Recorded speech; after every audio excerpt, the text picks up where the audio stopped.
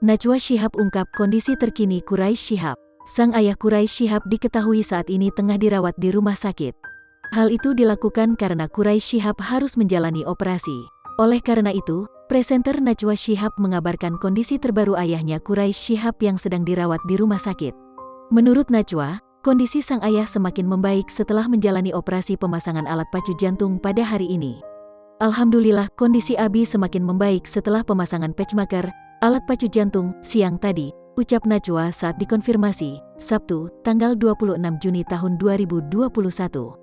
Najwa meminta doa segenap masyarakat Indonesia untuk kesehatan sang ayahanda. Mohon doa selalu untuk kesehatan Abi, tutur Najwa. Sebelumnya, penceramah Ustadz Yusuf Mansur mengabarkan bahwa mantan Menteri Agama tersebut menjalani operasi pemasangan pacemaker jantung. Mestinya saat ini, sejak jam 13 waktu Indonesia Barat, operasi pasang pacemaker jantung.